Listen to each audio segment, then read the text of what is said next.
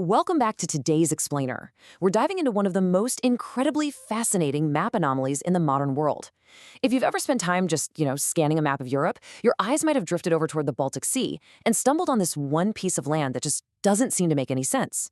Today, we're digging deep into our source material to unpack the bizarre, chaotic, and honestly dramatic history of a region that has traded hands, swapped names, and entirely rewritten its own demographic identity over the centuries.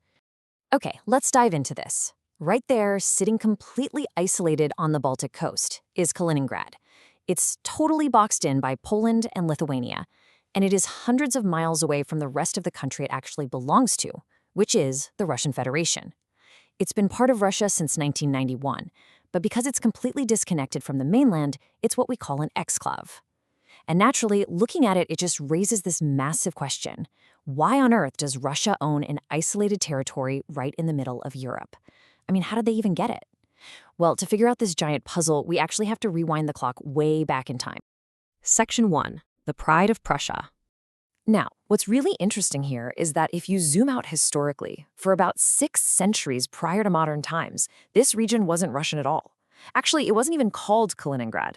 For hundreds of years, this whole territory was centered around a hugely prominent city called Königsberg. Starting way back in the 13th century, Königsberg belonged to the Teutonic Order.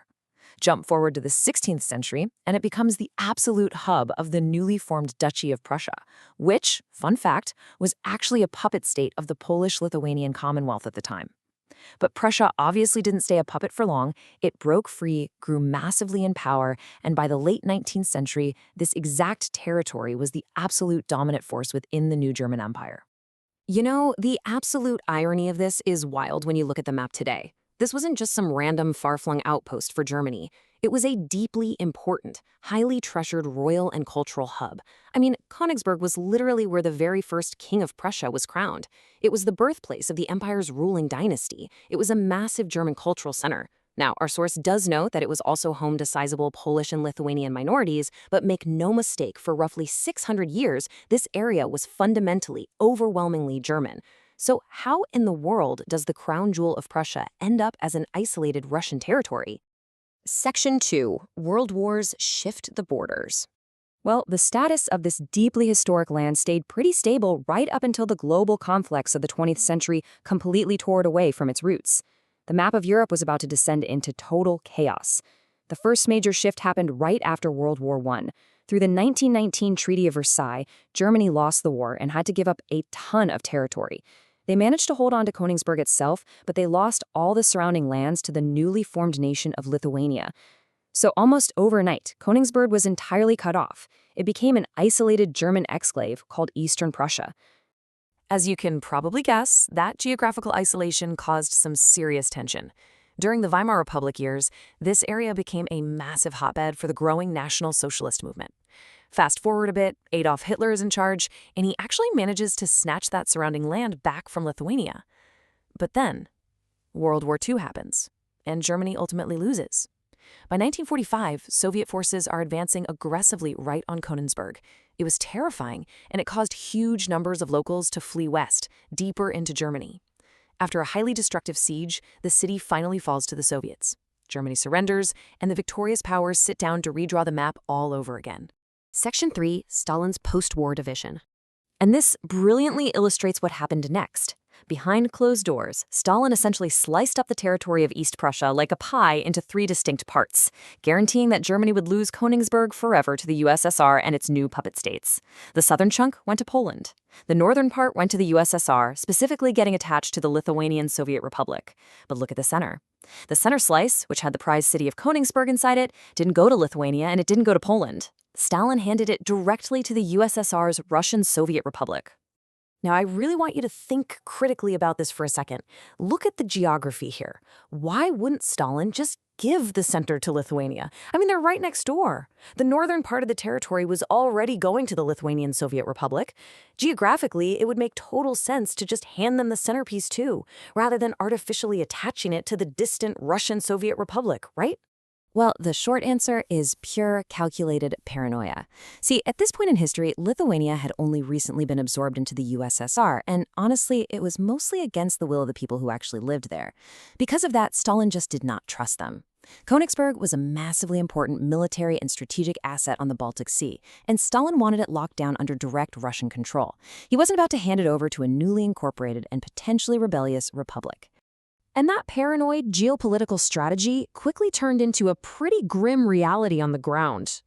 To absolutely cement their control, the region went through a brutal period of ethnic cleansing. Step 1. Systematically deporting almost all the remaining Germans, the ones who hadn't already fled the siege, straight to East Germany.